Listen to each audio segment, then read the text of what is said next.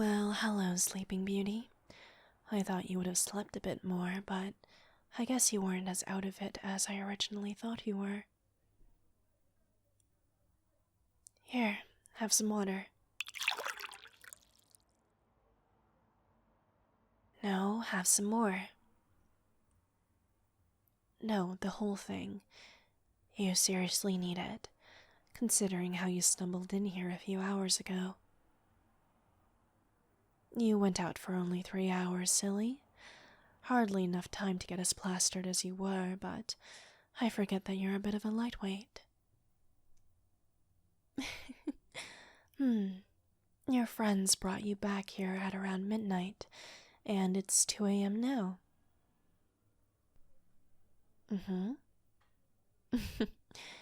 You want to know how you ended up sleeping in my lap? I'll make you a deal. I'm gonna go get you something, and if you finish that, and your glass of water, I'll tell you. If not, then I won't tell you a thing, and you get to wake up tomorrow with a nasty headache. Deal? Deal. Here, drink this. It's a hangover cure I got at a pharmacy on my travels. It works really well. Trust me. I mean, you've seen me stumble in at 4 o'clock in the morning, completely messed up, but I was still able to roll out of bed the next day and go to work. This, my dear, is my secret. Drink up. Good boy. As promised. Like I said, your friends brought you back here at around midnight. We talked and laughed at your expense for a bit because you were talking nonsense. I think you were talking about how you loved everyone in the room. Well, you first started by nearly tackling me to the ground and basically screamed in my face about how pretty I was, how much you love being my roommate, how much you appreciate me, even though you don't really say it much, and how we should hang out more. You then talked about how much you loved your blonde friend's hair, how fluffy and soft it was. You even started to nuzzle the top of his head and his face. He was a really good sport about it, but definitely weirded out. And when you were finished with that, you tackled your other friend, the brunette with the rose tattoo, and squished her face and screamed about how much you loved her, and how she was like your little sister, and how if her boyfriend ever gave her any troubles, you'll haul ass to his place and spray paint swear words on his car's windshield.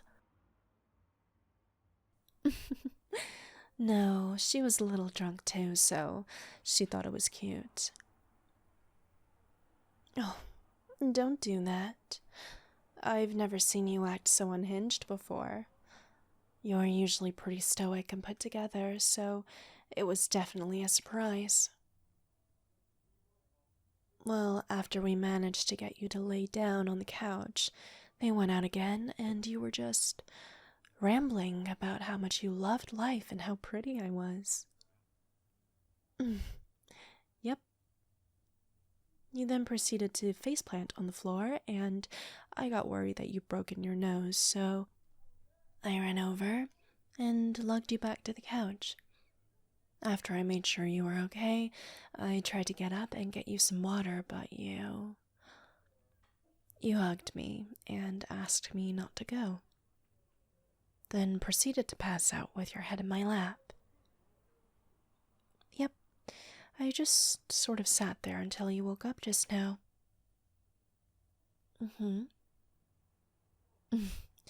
No, it's sort of like when a puppy or kitten sits in your lap.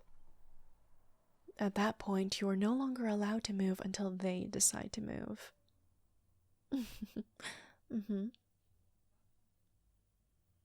Well, if the shoe fits, sweetheart. You were like a good little puppy, all cozied up in my lap. It was adorable.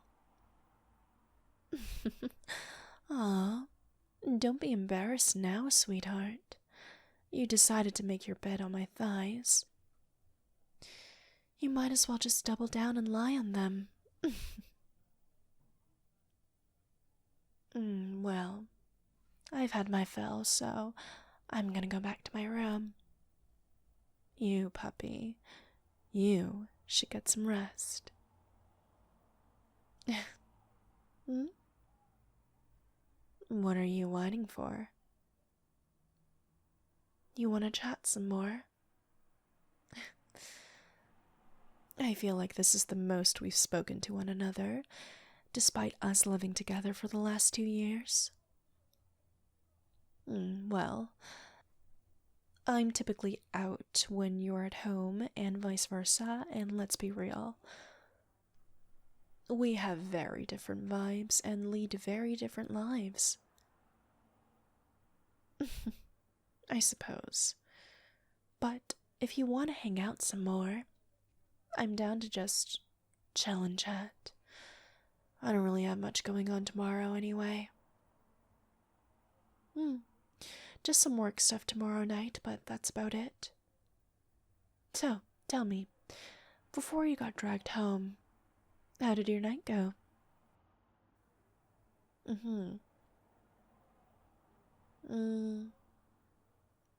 Well, that sounds like fun.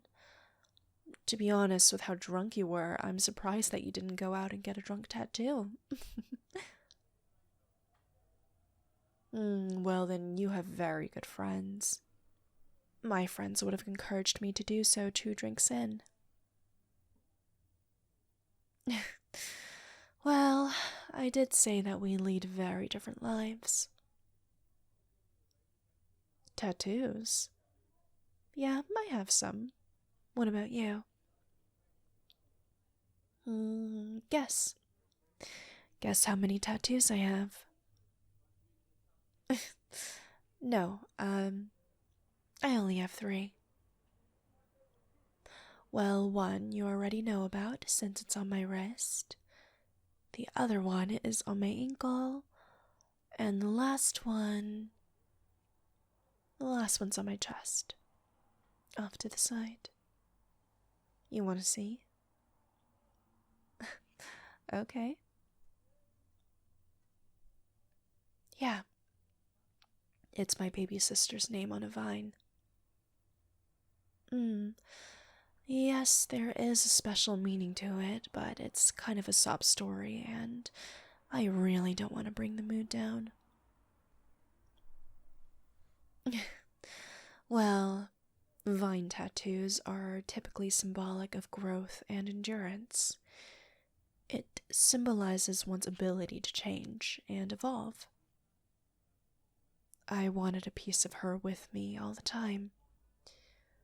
I wanted her to be able to come with me on all my adventures. I wanted her to be able to grow up with me, even though that's not something she can ever do. So, the second I could, I got this. So she could be with me. Always. It's my first one. Well, I did say that it was a sad story, didn't I? You want to touch? Yeah, sure. Go ahead. Thank you for asking.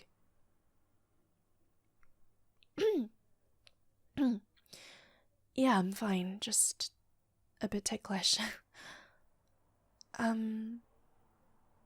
Yeah, it's fine. You're rather gentle. Well, I didn't think you'd be as gentle as you are.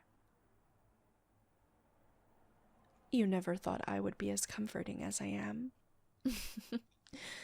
Yeah, well, there's a lot you don't know about me.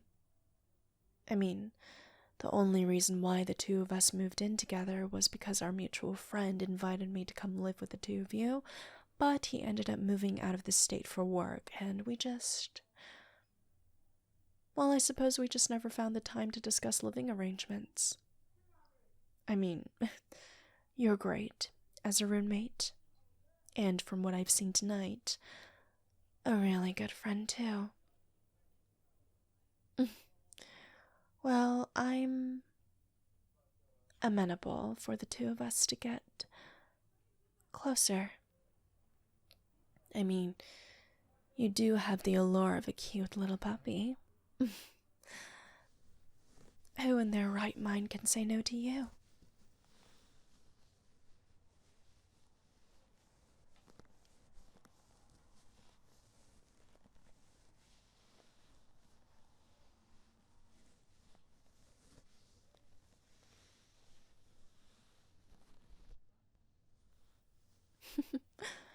Cute puppy. What perfect hair you have.